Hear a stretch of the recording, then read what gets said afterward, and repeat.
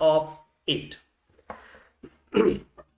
Now guys, this is the time to discuss all about the JRF strategy.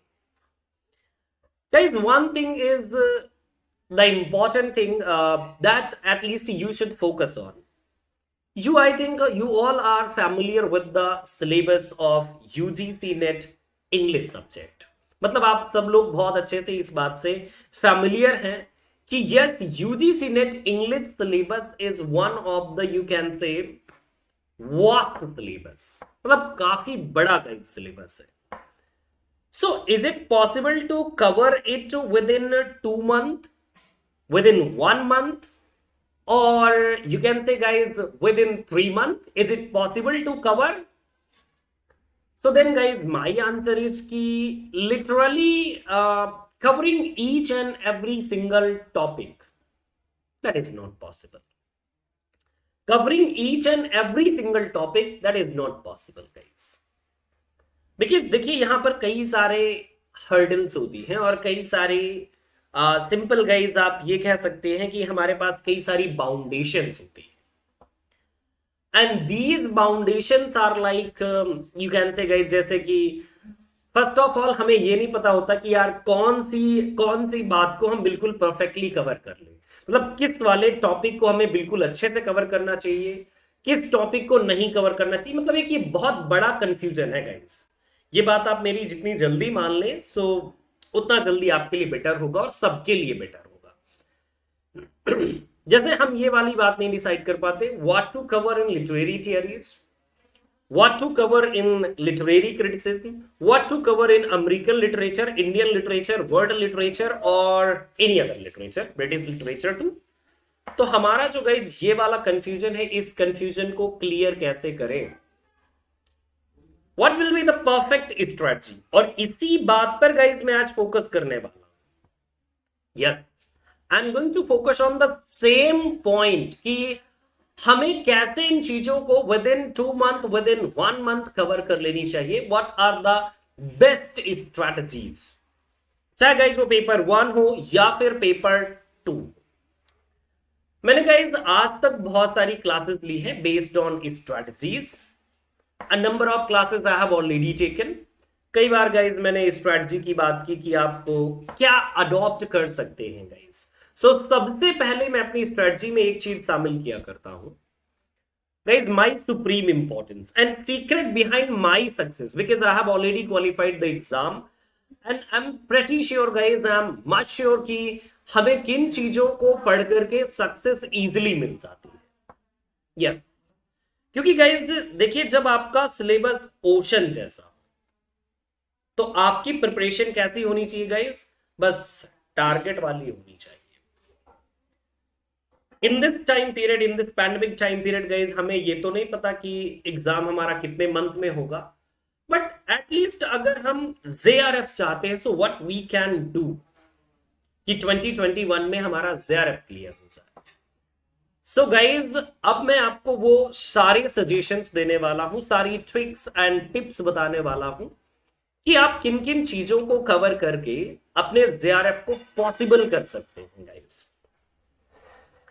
सो अभी मैं main part पर आऊंगा guys. So main part में आने से पहले मुझे लगता है एक चीज गाइज आपके साथ और भी मुझे अच्छे से डिस्कस करनी चाहिए. एंड द थिंग इज कि हमें टॉपिक्स को कवर अप कैसे करना है. यार ये बहुत बड़ी प्रॉब्लम है guys, this is really a big problem कि टॉपिक को हमें कवर कैसा करना चाहिए. देखिए गाइस, मेरा जो आंसर होता है ना टॉपिक को कवर करने का, so my answer is just cover to the point. अभी हमें पता कैसे चलेगा guys, how we will come to know कि ये इंपॉर्टेंट है और ये इंपॉर्टेंट नहीं है. यार ये बहुत बड़ी प्रॉब्लम है गाइस, क्योंकि बहुत सारे लोग कल्चरल स्टडीज को लेकर के परेशान है, बहुत सारे लोग language in India, history, evolution, future, and some of them are, you know guys, worried regarding, hey, we have not covered till now research method and material in English. So a number of problems are there. Now guys, मेरे लिए जो सबसे focused study होती है, I think not once, not twice, not thrice guys, मुझे लगता है कि at least 50+ times guys not once twice thrice guys, मुझे लगता है मैंने 50+ टाइम्स ये वाली बात मैंने अपने स्टूडेंट्स को, या 50+ टाइम्स गाइस मैंने रिपीट करके बताई है। कौन सी वाली बात गाइस? कि यस, आपकी जो सबसे बड़ी इंपॉर्टेंस होनी चाहिए वो यहां पर होनी चाहिए guys, drama, then guys poetry, ये यूनिट 2 है आपके लिए। Then guys, unit number 3, fiction and short stories guys, this is unit number 3, and then guys this is unit number 4, yes। और ये वाली गाइज वैसे कुछ नहीं है, मैं थोड़ा सा इसे इरेज भी कर सकता हूं, मुझे कोई प्रॉब्लम नहीं है, मैं फटाफट इरेज कर देता हूं guys. This is unit number 2, actually मैं थोड़ा सा कॉपी करने में गड़बड़ हो गया। एंड या गाइज यही मैंने आज तक सलाह दी है अपने स्टूडेंट्स को कि yes, what exactly we have to do, हमें करना क्या होता है गाइस, है ना? यस। सो मेरा गाइस जो आंसर होता है कि पहले आप ये समझ ले कि आपके लिए ये फर्स्ट 4 यूनिट्स मतलब रामबाण है गाइस, ब्रह्मास्त्र, ब्रह्मास्त्र। अगर आप मेरी बात को समझ पा रहे हैं गाइस, यस ब्रह्मास्त्र, और यू कैन से सिंपली कि ये वाली यूनिट्स आपकी बैकबोन बन जाती है। अब क्वेश्चन है कि यार ड्रामा में क्या कवर किया जाए, poetry, what we have to cover in poetry, what we have to cover fiction and short stories, and what we have to cover in non fiction. So guys मैं 1 bye 1 आपको solution दे देता हूं कि please drama में क्या cover करें। First of all guys देखिए, जब ड्रामा की आप बिगिनिंग की बात करेंगे ना, सो ड्रामा गाइज आप मिस्ट्री और मिरेकल प्लेज से ना कवर करें, तो कहां से कवर करें? From where I have to start? तो गाइज मेरा आंसर है कि आप इसे क्लासिकल पीरियड, क्लासिकल पीरियड से कंप्लीट करेंगे। Okay, classical period. और क्लासिकल पीरियड से गाइज यहां पर मेरा मतलब है Greco, GREECO, Greco Roman period guys. आप लोग सोच करके हैरान हो सकते हैं कि सर हमें आप ग्रीक और रोमन पीरियड के बारे में क्यों पढ़ने के लिए कह रहे हैं? So guys my answer is कि यहां से क्वेश्चंस आते हैं। Greco Roman period means guys जो ग्रीक ट्रेजेडीज है। So yes, you can see questions based on Greek tragedies on your exam.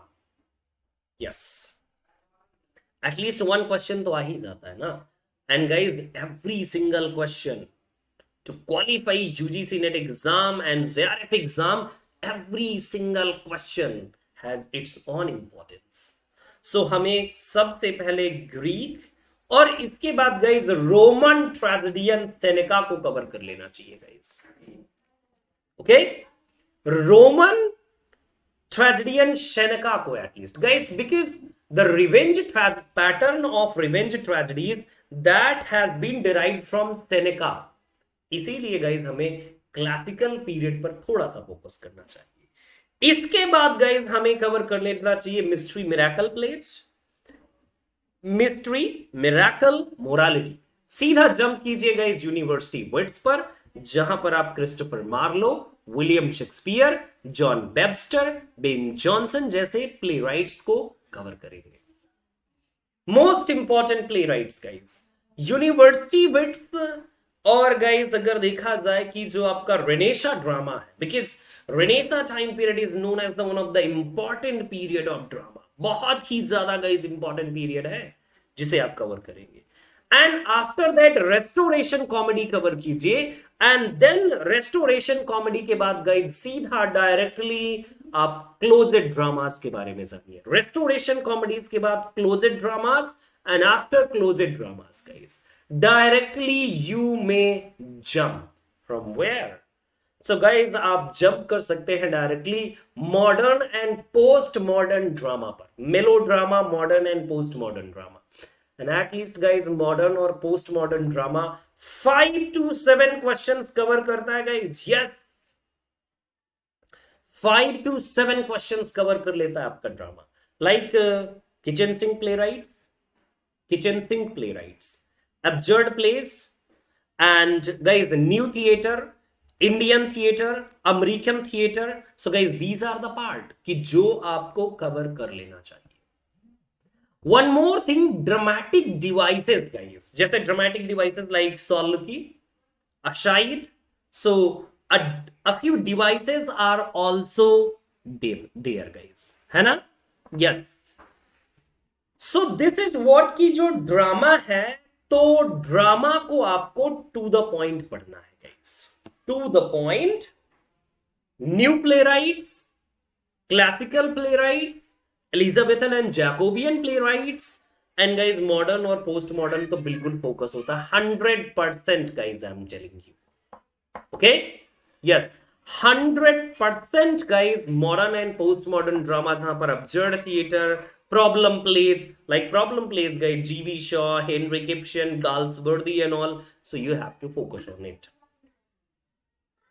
guys. अब अगर हम पोइट्री की बात करें, देखिए मैं मेन टॉपिक बता रहा हूं guys, please do focus on main topic. Last time में हर एक चीज नहीं पढ़ी जाती, ओनली मेन टॉपिक. जैसे डोमेस्टिक ट्रेजेडीज पढ़ लीजिए, revenge tragedies, comedy of manners क्या है, एब्सर्ड थिएटर क्या है, किचन सिंक प्लेज क्या है kitchen sink playwrights guys, and किसने लिखा, इन सारी चीजों पर गाइज यस आपको फोकस करना चाहिए guys.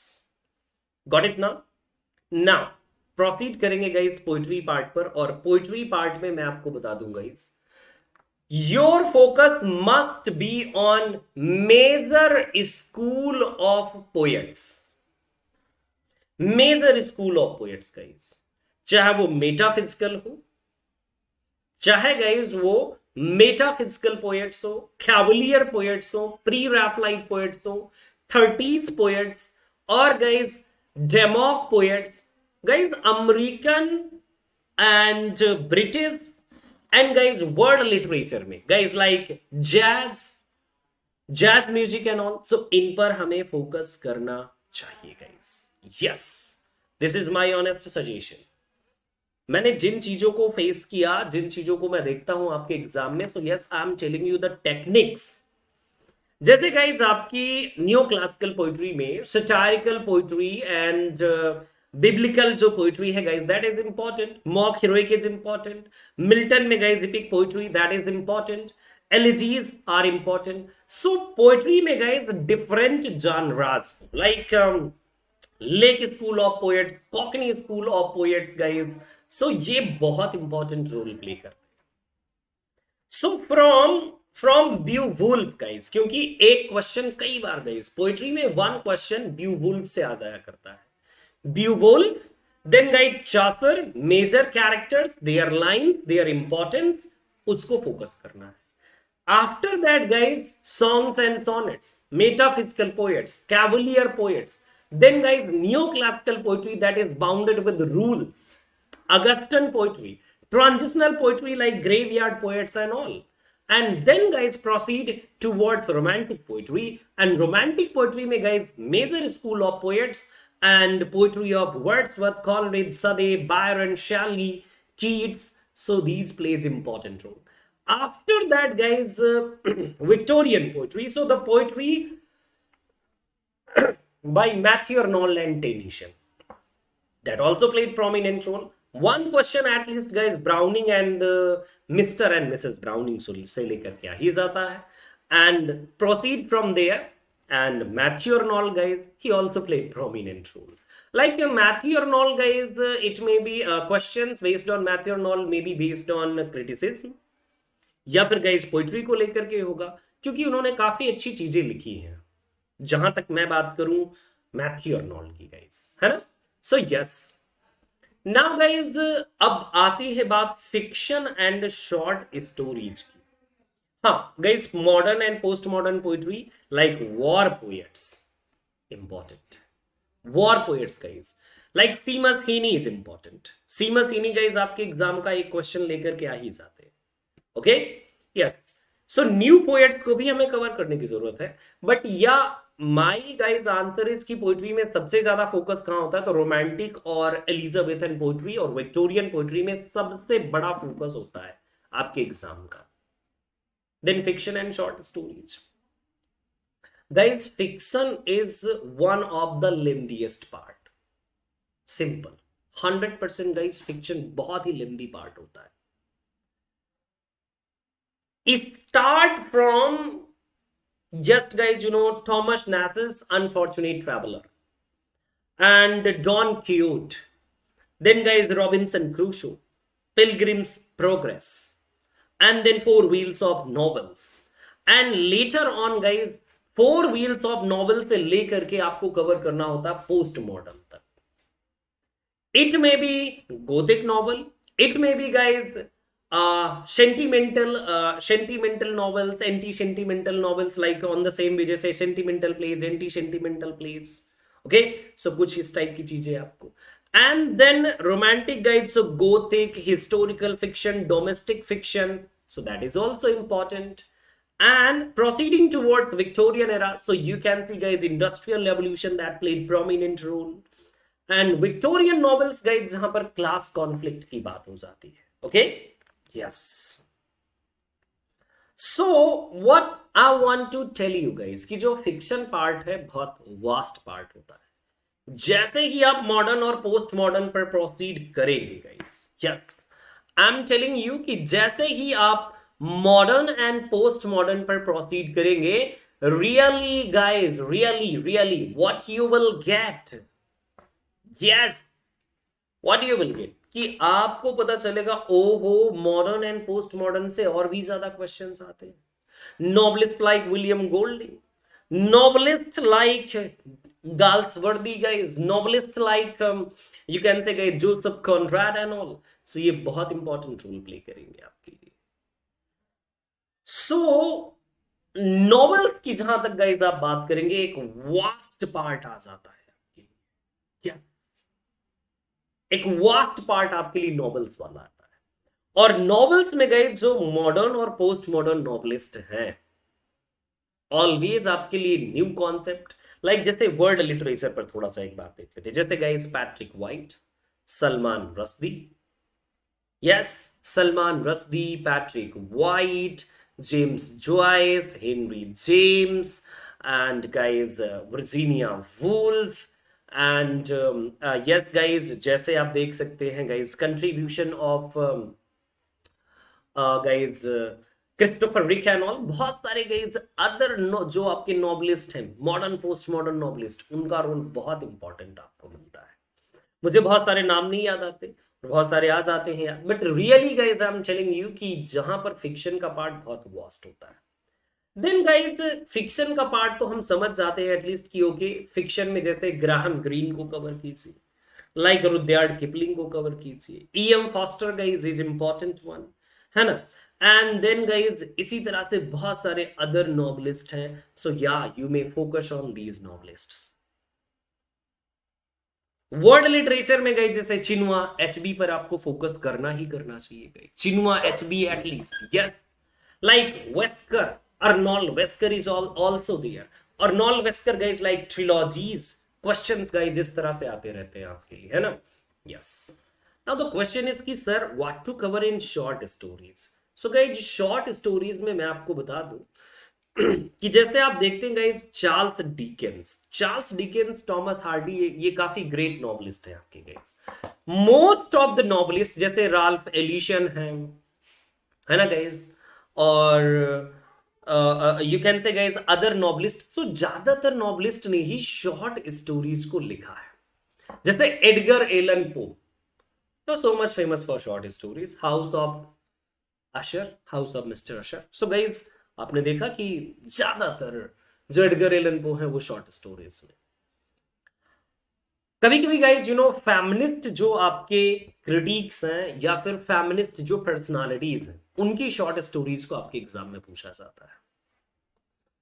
Short stories guys based on like Katherine Mansfield,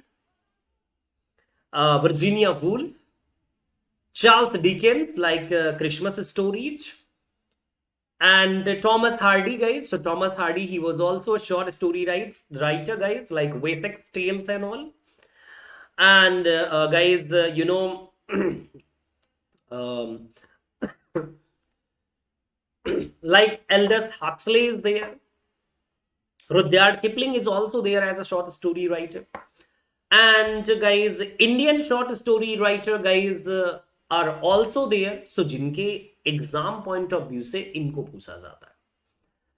one thing you should focus on कि जो आपके एग्जाम में गाइज पूछे जाते हैं ना क्वेश्चंस शॉर्ट स्टोरी बेस्ड, सो वो शॉर्ट स्टोरी बेस्ड बहुत पॉपुलर शॉर्ट स्टोरी राइटर होते हैं, बहुत पॉपुलर शॉर्ट स्टोरी राइटर. जैसे आपने देखा ghost of Firozshah.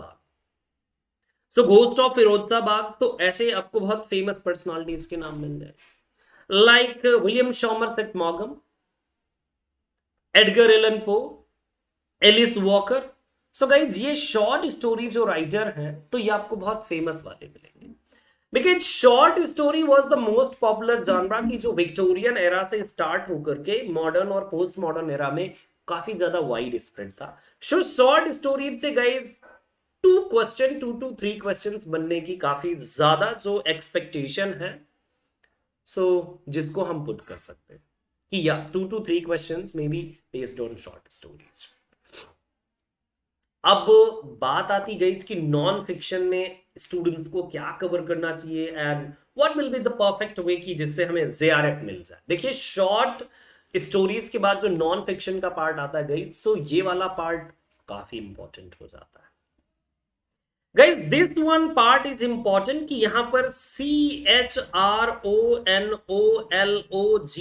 Chronology played prominent role. Guys simple, chronology plays prominent role. Chronology plus title.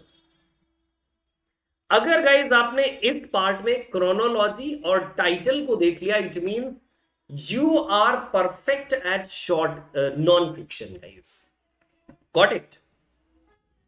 You are perfect at non fiction. Simple, अगर आपने chronology और title देख लिया, बस chronology and title are the backbone. Simple guys, मैंने आपको बता दिया like.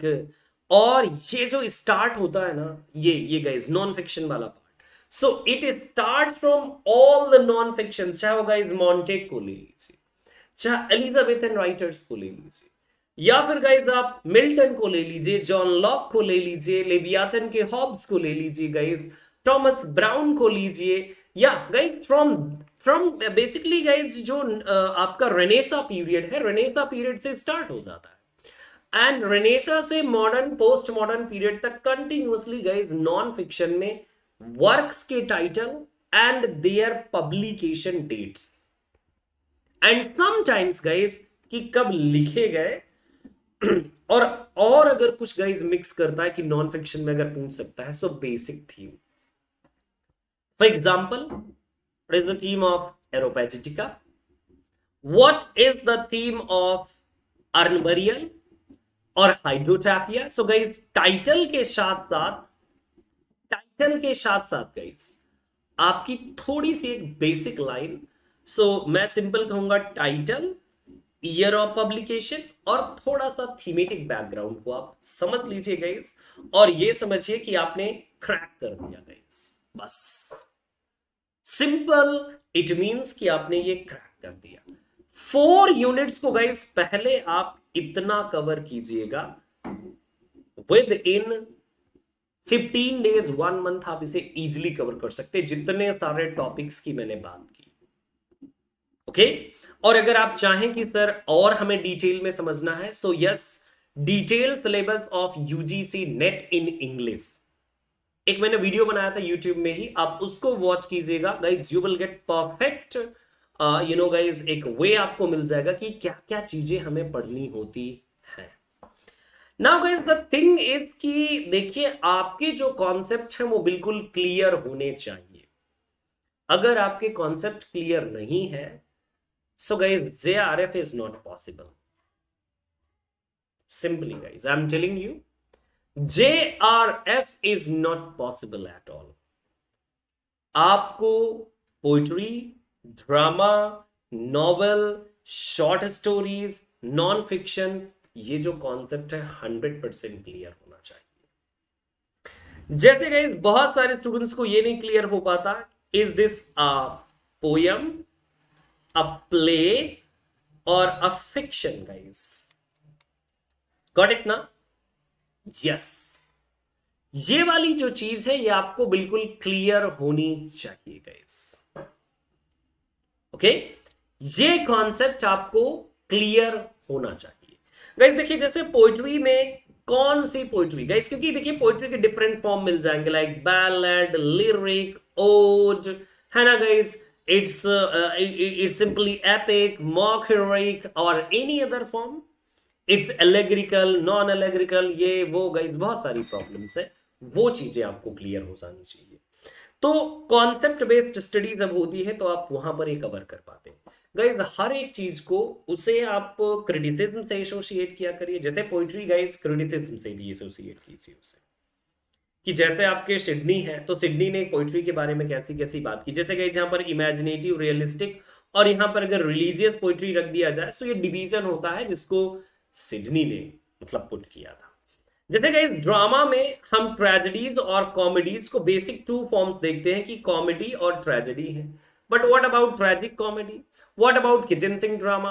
What about guys absurd theatre? What about epic theatre guys? What about guys, other different theaters? So yeah, at least we should cover revenge tragedies क्या है, domestic tragedies क्या है, and science जैसे guys scientific बहुत सारे novels आपको मिल जाएंगे. realistic plays क्या है, naturalistic plays क्या है guys, problem plays. So yeah, at least we should know कि इनके सारे types pattern है क्या और कौन लिख रहा था. क्योंकि गाइज ये काफी बड़ी प्रॉब्लम क्रिएट कर देता है हमारे लिए. देन नॉवेल में गाइज जैसे हम लोग देखते हैं तो नॉवेल के डिफरेंट पार्ट टाइप होते हैं लाइक हिस्टोरिकल नॉवेल, है ना, psychological novel, realistic novel, scientific novel, historical novel and guys science fiction and utopian, dystopian. ये गाइज आपके एग्जाम में वाइड स्प्रेड पूछे जाते हैं, है ना. Novel on character, building Roma, जैसे जिन्हें हम डेवलपमेंट्री नॉवेल्स बोलते हैं गाइस. सो इनके बारे में हमारा कॉन्सेप्ट क्लियर होना चाहिए. हु यूज्ड मैजिकल रियलिज्म, है ना, and who is the author of guys stream of consciousness. At least मतलब ये समझिए कि हमें बहुत सारी चीजों के बारे में वेल अवेयर होना ही चाहिए. If we are not aware so then it means guys हम लूज कर सकते हैं कुछ हम अपने एग्जाम. जैसे गाइज शॉर्ट स्टोरीज की और नॉन फिक्शन की भी मैं गाइज अगर बात करूं, शॉर्ट स्टोरीज में टाइटल इंपॉर्टेंट होते हैं. And on non fiction what we have to cover. So on non fiction guys मेरा जो आंसर होता है तो वो क्रोनोलॉजिकल ऑर्डर आपके लिए बेस्ट रोल प्ले करता है. सो गाइज आई थिंक कि मैंने एक बहुत अच्छा आपको पॉइंट ऑफ व्यू दिया. और पॉइंट ऑफ व्यू में मैंने क्या बात की कि आपको क्या कवर करना चाहिए और कैसे कवर करना चाहिए. अब गाइज मैंने सिर्फ और सिर्फ 4 यूनिट्स की बात की है तो आप सोच रहे होंगे what about remaining 6 units. This is the biggest question कि अब 6 यूनिट्स में हम क्या कवर करें. तो गाइज एक सिंपल सा मेरा आंसर ले लीजिए please. Yes, my answer is remaining 6 units में से 2 units और important है guys आपकी. These are the 2 unit, unit number 8 and unit number 9 guys. ये unit 8 और 9 बहुत important है. इन unit 8 guys जो आपका criticism है ना, classical वाला, classical criticism guys, यहां से बहुत सारे questions आते हैं. And unit 9 guys contemporary criticism, जो ये वाला पार्ट है ना, सो यस ये वाला पार्ट भी बहुत इंपॉर्टेंट है. And you all must be familiar की जो 9th यूनिट है ये थोड़ा क्रिटिकल होती है guys. Literary theory and criticism is the most typical part, ज्यादातर स्टूडेंट्स के लिए होता है कि नॉवेल में क्या होता है यार, स्टोरी पढ़ लो, प्लॉट पढ़ लो, कैरेक्टर पढ़ लो, इंपॉर्टेंट कोटेशंस पढ़ लो, काम हो जाएगा. शॉर्ट स्टोरी में टाइटल याद कर लो, नॉन फिक्शन में टाइटल, क्रोनोलॉजी, बेसिक थीम याद कर लो, ड्रामा में प्लॉट, कैरेक्टर, थीम, सिंबल वही याद कर लो, काम चल जाएगा. But guys in criticism at least यहां पर रटना बहुत जरूरी होता है guys. So my answer is कि यहां पर जो आपको स्टडी करनी चाहिए वो कॉन्सेप्ट बेस्ड होनी चाहिए. गाइस आपको क्लासिकल क्रिटिसिज्म में मेजर कॉन्सेप्ट्स कौन कौन से हैं और कंटेम्परेरी क्रिटिसिज्म में what are the main concepts. जैसे गाइस आप अरिस्टोटल की थियरी की बात करते हैं तो मेन कॉन्सेप्ट याद रखिए, Plato main concept, Dryden main concept guys, Johnson main concept, TS Eliot main concept, Sigmund Freud main concepts guys. So basically जो टर्म्स हैं, यस, टर्म्स आर इंपॉर्टेंट। और गाइज टर्म्स तो हम कई बार पढ़ भी लेते हैं कि yes this is the term associated with X critic, Y critic, critic का नाम जो भी है गाइज वो तो हम याद कर लेते हैं। बट एक प्रॉब्लम और क्रिएट हो जाती है, what is the meaning of this term, ये मीनिंग क्यों है, and why this critic used this one, ये भी गाइज बहुत इंपॉर्टेंट होता है। How to employ this one, कैसे हम प्रैक्टिकल क्रिटिसिज्म को समझ सकते हैं, न्यू क्रिटिसिज्म को कैसे समझ सकते हैं गाइस, हिस्टोरिकल क्रिटिसिज्म क्या है, रीडर रिस्पॉन्स थ्योरी क्या है guys, and apart from these theories अब तो गाइज एक और न्यू टर्म्स आ जाते हैं आपके लिए, like globalisation, glocalisation, localisation and guys other terms जो कल्चरल स्टडीज को कहीं ना कहीं कवर करने लगते हैं guys. Different media theories are there जो कल्चरल स्टडीज और लिटरेरी थियरीज का एक कॉम्बिनेशन बनकर के आपके लिए आ जाती है। So my answer is guys कि in to these two units guys, ये जो दो यूनिट्स हैं, सो इन यूनिट्स को बहुत प्रैक्टिकली समझना जरूरी होता है। क्लासिकल क्रिटिसिज्म तो इजीली हम प्रैक्टिकली समझ लेते हैं, but contemporary criticism guys that is a little bit difficult part. But if you will try to correlate it with real life, so then बस अब आप समझ लीजिए कि yes then you can easily answer. अब गाइज मैंने इतना सारा डिस्कशन किया एंड आफ्टर दिस डिस्कशन मैं आपको बता दूं कि मैंने आपको कहा कि 6 यूनिट्स आपका बैकबोन प्रिपेयर कर देंगे। नाउ गाइज एनालिटिकल बनिए आप थोड़ा सा कि इस टाइम पीरियड को हम मैनेज करने के बाद यानी कि 6 यूनिट्स प्लस 4 यूनिट्स हमें कवर करनी है। गाइज अब मैं बात करूंगा कि 5th 6th unit and then 7th unit and then guys 10th unit, ये इनमें आप क्या कवर कर सकते हैं और किन चीजें, कौन सी चीजें हैं जहां पर आप फोकस करेंगे गाइस। देखिए जैसे 5th unit guys, 5th unit, so language theories and pedagogy. Guys ये जो बीएड करने वाले स्टूडेंट्स वैसे इसके बारे में जानते होते हैं, but language theories and pedagogy में आपको किन किन चीजों को समझने की जरूरत है लैंग्वेज थियोरीज एंड पैडागॉजी में। गाइस जैसे यहां पर बहुत सारे पैडागॉजी टीचिंग मेथड्स को लेकर के एग्जाम में क्वेश्चंस आते हैं, लाइक स्टीफन क्रास्टेन, लाइक चॉम्स्की, और या फिर गाइज आपके टीचिंग मेथड्स के name directly guys teaching methods के नेम पूछ लिए जाते हैं। सो ये 5th यूनिट का पार्ट होता है। 6th unit guys language in India, history, evolution and future. Language in India guys, so evolution of English language, और इवोल्यूशन ऑफ इंग्लिश लैंग्वेज में क्या क्या देखने की जरूरत होती है कि English language, how English language emerged in India, जिसमें से डिफरेंट टाइप के कॉन्सेप्ट आते हैं, like linguistic based concepts, then concept like creole, pidgin, register. So guys कुछ इस तरह के कॉन्सेप्ट होते हैं। Langue, parole, signifier, signified, basically guys ये स्ट्रक्चरलिज्म का पार्ट है, बट या इन 6th unit are also important. Different policies, Macaulay minutes, and guys you know जो कमीशन थी, एजुकेशन कमीशन, रिकमेंडेशंस, वो इंपॉर्टेंट हो जाती हैं गाइज आपके लिए 6th यूनिट में। सो यहां पर गाइज जैसे Raja Rao, William Bentinck, then Lord Macaulay, and role of Christian missionaries, and role of Gandhi, role of Gokhale, that is important, and how English language emerged in India and how it become second language, इसका हमें कहीं ना कहीं evolution करना होता है। और major concept guides याद रखने की जरूरत है। प्रियांशी मैथ्रिया, जो पढ़ते हैं एग्जाम में नहीं आता, वो इसलिए नहीं आता क्योंकि जो आपको पढ़ना चाहिए आप वो नहीं पढ़ते। Please Priyanshi, I am telling you, आप मेरे स्टूडेंट से पूछ लीजिए। आप जैसे देखिए, मैं आपको बता दूंगा इसकी आपके एग्जाम में जो मैं पढ़ाऊंगा, तो मैं ये कह सकता हूं इस दावे से कि 80 क्वेश्चंस तक मैं आपको पहुंचा दूंगा, 80 क्वेश्चंस तक। रिमेनिंग 20 क्वेश्चंस गाइस मेरी कोई गारंटी नहीं है। And even any teacher, any English teacher guys आपको 20 क्वेश्चंस तक पहुंचा नहीं सकता। और जो लोग कहते हैं ना कि मेरे कंटेंट से 95% एग्जाम में आए, वो लोग एक नंबर के झूठे हैं guys. They are just liar and nothing else. I am telling you the reality.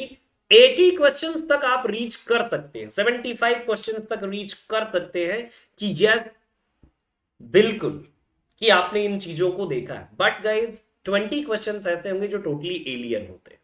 Y guys totally alien? तभी तो कुछ समझ में आएगा ना कि एग्जाम टफ था, नहीं तो समझ में कैसे आएगा एग्जाम टफ था।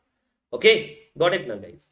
अब आपको ये जो रिमेनिंग गाइज, जैसे 7th यूनिट है, 7th यूनिट में कल्चरल स्टडीज है guys. 7th unit cultural studies guys. Cultural studies में मैंने स्टूडेंट्स को देखा गाइज, मेरे पास कम से कम साल भर में गाइज ऑल ओवर द, मुझे लगता है year, at least guys 500 plus messages ये आते होंगे, sir please give me notes of cultural studies.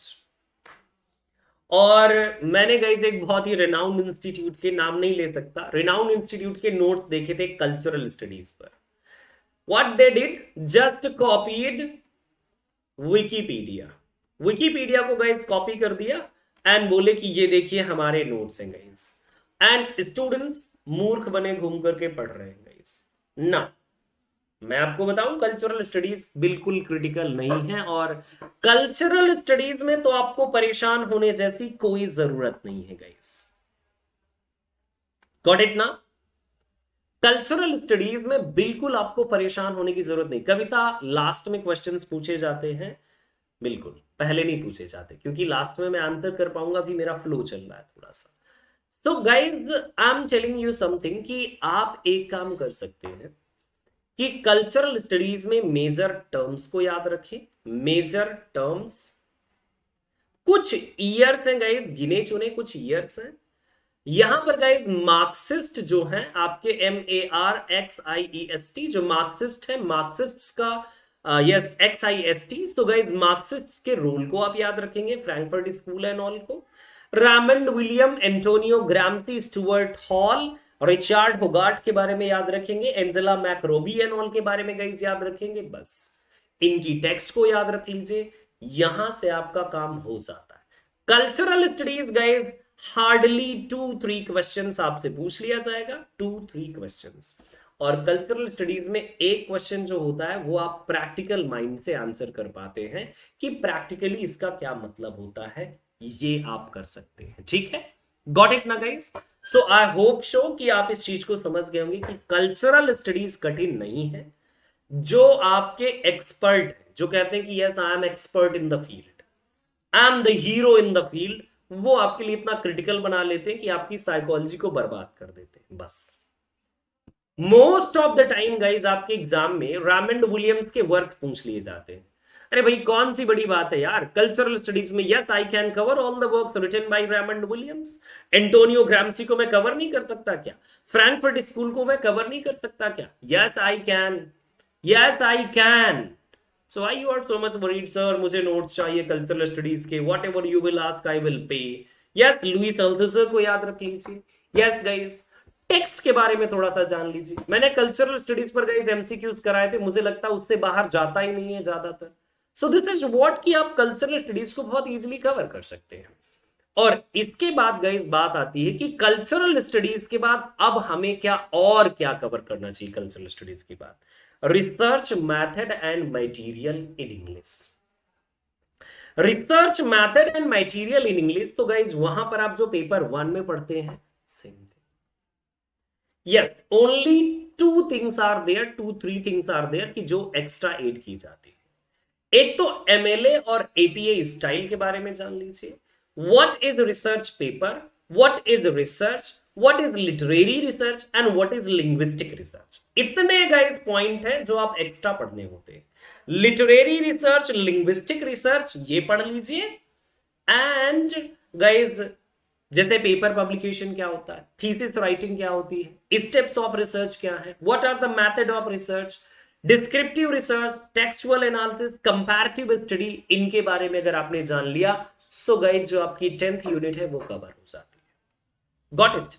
10th unit में इन चीजों पर हमें फोकस करना होता है। एपीए स्टाइल और एमएलए स्टाइल के बारे में जान लीजिए। 8th जो एडिशन है गाइज, अगर उसके बारे में बहुत अच्छे से आपने जान लिया, सो देन सिंपली ये आपके लिए बहुत इजी हो जाता है।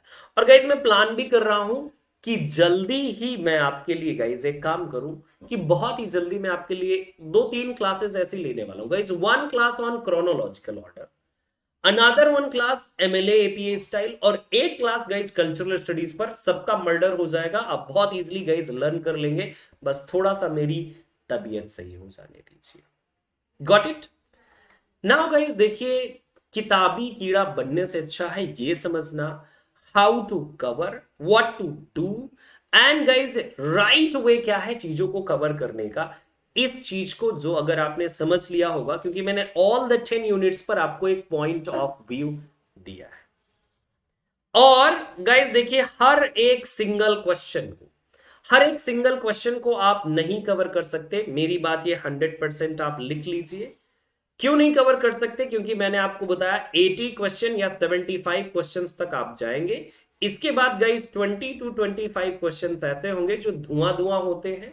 No one knows about those questions, unpredictable guys, okay, yes, unpredictable होते हैं। गॉट इट ना? ये चीज मैंने बिल्कुल खुद इस बात को मैंने ऑब्जर्व किया है। अनप्रडिक्टेबल होंगे, जिनको नहीं समझ सकते हम, जिन ऑथर्स के बारे में नहीं जान सकते।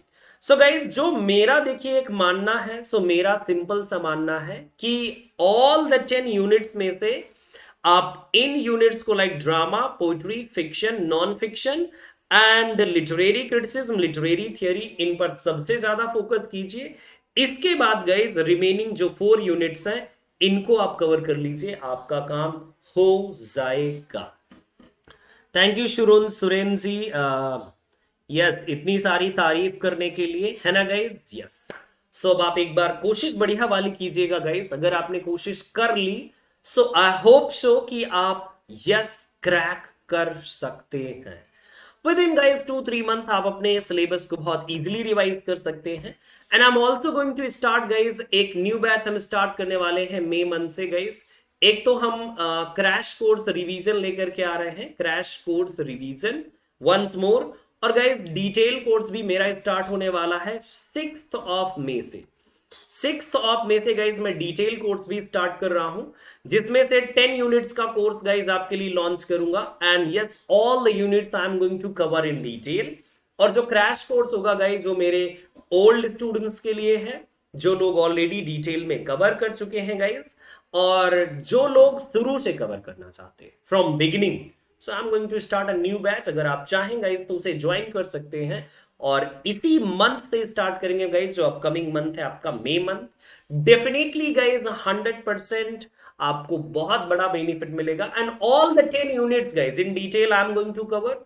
और जो क्रैश कोर्स है, तो क्रैश कोर्स में भी गाइज मैं सारी यूनिट्स को कवर करूंगा। मजा आ जाएगा गाइज, बिल्कुल बहुत अच्छी, है ना गाइज? यस। नाउ गाइज अब मुझे लगता है कि मुझे थैंक यू सो मच बोलना चाहिए, क्योंकि जेआरएफ की जो आपकी स्ट्रैटेजी है वो यही हो सकती है कि आप चीजों को कैसे कवर करें। सर एग्जाम कब तक हो सकते हैं? सचिन अभी देखिए एग्जाम के लिए कोई डिसाइड नहीं है, 2-3 महीने तो कम से कम आप समझिए कि आपका एग्जाम गायब है। रही बात, किसी ने मुझसे पूछा था सर फिक्शन और नॉन फिक्शन क्या है? तो देखिए फिक्शन का मतलब होता है कि जो इमेजिनेटिव हो, जैसे कोई स्टोरी बेस्ड हो, दैट इज इमेजिनेटिव, क्योंकि स्टोरी में फैक्ट और फिक्शन दोनों का ब्लेंड किया जाता है। लेकिन जो नॉन फिक्शन होता है वो फैक्चुअल इंफॉर्मेशन पर होता है, जैसे डायरी, एसे, है ना गाइज, कोई मेमोयर हो सकता है, या फिर गाइज कोई ट्रैक्ट हो सकता है, that is known as non fiction. ये ज्योति ने शायद पूछा था। ओके, यस, गॉट इट ना। Sarita Desai, what is difference between research methodology in paper 1 and 2? देखिए पेपर 1 और 2 में, जैसे पेपर 1 में नॉर्मल आपको जनरल रिसर्च मैथड्स पढ़ाए जाते हैं, लेकिन जो पेपर सेकंड है उसमें लिटरेचर, ह्यूमैनिटीज जो बेस्ड रिसर्च मेथड्स होते हैं, जैसे comparative analysis, textual analysis guys, critical evaluation, ये आपको पेपर 2 में लिटरेचर वाले में सिखाया जाता है। Okay guys, yes, so thank you so much, bye and